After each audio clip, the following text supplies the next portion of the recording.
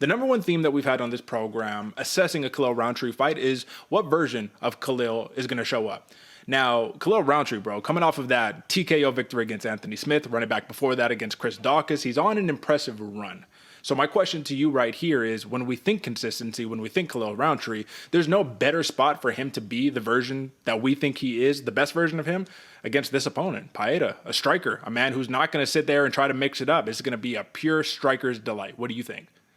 Oh, absolutely. That's why I think Khalil Rountree, this is his best opportunity to be sniffing gold right now. Alex Pereira is that fighter that wants to go in there and just stand toe to toe. This is going to be a very fun matchup. The thing with Khalil, we've seen him not have success against people with the death touch, right? Sometimes he can know that shot's coming. So he's going to be a little bit more timid in there than I'm expecting, or that we've seen him in the past, especially in the last two fights. And that's going to be the question, Derek. How excited or how much pressure is Khalil willing to put on? Because we know Pereira is going to be front foot the entire fight. And that's the thing though, man. I don't know if that's exactly true either. Because if you look at Pereira versus Southpaws in particular, which you're not going to find a lot of film on in the UFC, if you listen to some Jamal Hill, he says, I've never seen him starch a dude who's a Southpaw except Jamal Hill, right? But that's neither here nor there. But I did really take that to heart. And I went and I looked through some film and I saw, even in the Jamal Hill fight, man, it wasn't the normal pressure you see Pereira put on people. Everything is a little bit different when you're not moving on your natural side. Now, we're not saying that he never fought Southpaws in his like illustrious kickboxing career, but the point is Khalil Rountree is an intriguing matchup right here because he takes away a couple of the weapons and has really good checks. This is Muay Thai versus kickboxing. Muay Thai being for Rountree, kickboxing being for Pereira. So a lot of people are saying, well, what if Pereira is the one who initiates a takedown, who tries to throw things off for Rountree? Because what you don't want is Rountree to start getting into his bag and just start free rolling, man, striking, getting downhill.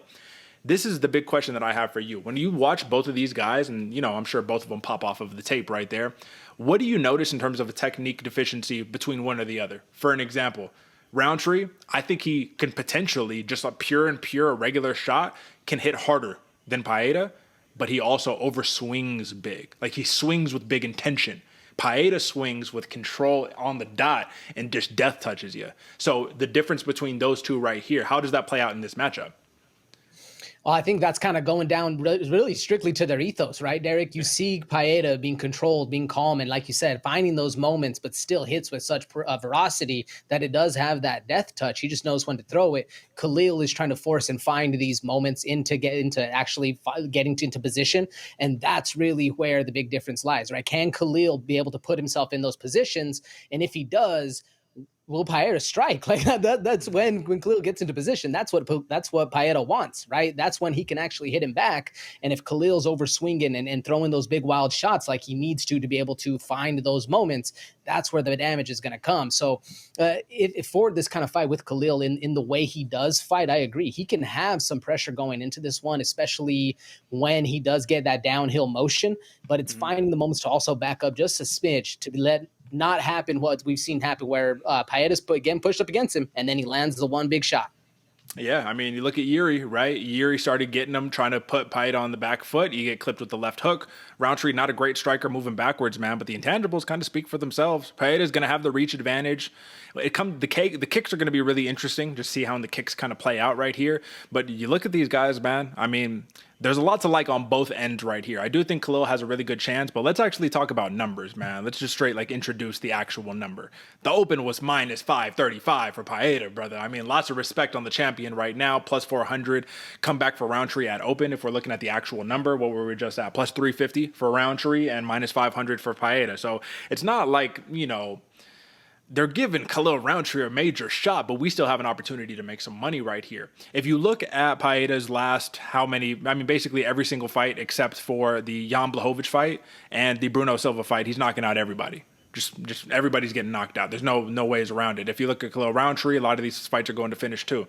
So minus 350 TKO prop for Alex Pereira. I know it's probably a likely method of finish, but brother, what are you thinking about that prop? There's no value to be placed there.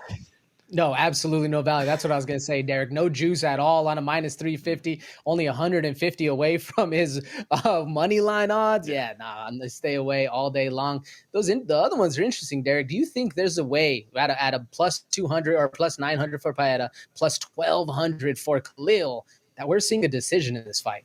Brother, this is at altitude, man. This is not only just a regular fight where you're like, nah, there's no way it lasts. But like at altitude, one of these dudes is gonna get gassed. And I've seen more often than Pereira, I've seen Rountree in tape just kind of get gassed out, man. After that first round, things start slowing down a little bit. He says he's ready, he says he's in the best, shape of his life.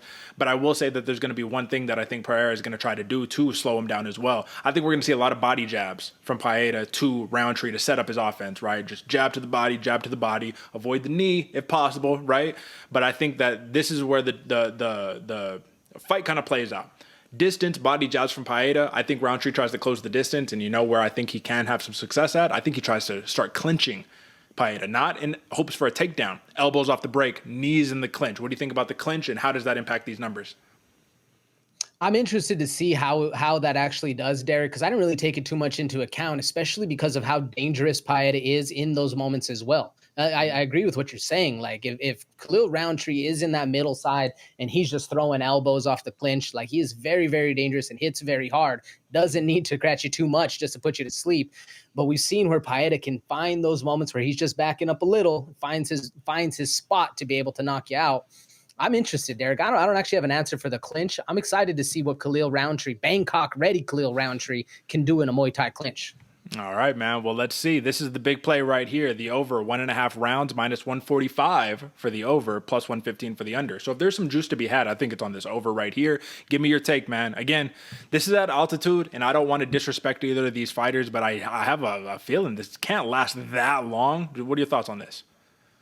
I don't think it can last that long either, Derek. I saw this actually at 1.5 rounds, and I was curious, thinking the same thing because I give more respect to both fighters than just a quick 7.5 minute fight, right? But at the same point, I can see that happening with the knockouts. But if there is juice, yeah, I like the over. I like the over at that minus money. I see it going longer. I'm thinking like third round. It's almost hard not to take it at 1.5. Yeah, man. If you look at the fighters for Paeta specifically, the fights that he's had that have gone past 2 rounds, you're talking about Bruno Silva and Israel Adesanya, and I guess Jan Blachowicz for that split right there, man. So you're not seeing a lot of dudes, but again, Rountree, it's a different animal right here. So I think that the play is definitely going to be on Paeta. I think it's really just all about the timing and the lack of effort that he needs to take to land that kill shot versus Rountree, who if he hits you, I think he could hit you through your guard and you're still a wrap. Paeta gets hit, man. He's a hittable guy. It's not. Here's one thing that I'll just say to kind of conclude this, and I want your opinion on it. Do you think Rountree is somewhat live here? I feel like everyone's writing him off and they're not giving him a chance, but they're like, oh, he could knock him out. But I think that he could legitimately knock him out. What do you think?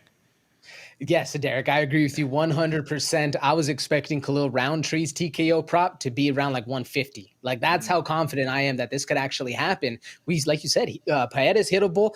Khalil Rountree just needs one to actually get to connect, and then that's where the lights go out. Man, we've seen Israel Adesanya knock out Alex Paeta, so he's not unbeatable right here. Yeah. I put a lot of faith in the big power shots of Rountree. And remind me, you like the over 1.5 on this? I like the over, only because it's 1.5, right? Yeah. With the lack of pressure that Paeta is going to put on the southpaw, like we're saying, and then Khalil trying to find those moments, not wanting to get gassed out. I'm expecting to go over 7.5 minutes. I respect that. So I think if there's juice to be found here, play it on the over 1.5 rounds right here. Alex Paeta is the consensus pick and still for the light heavyweight championship, but always love to the Bangkok ready Khalil Rountree camp.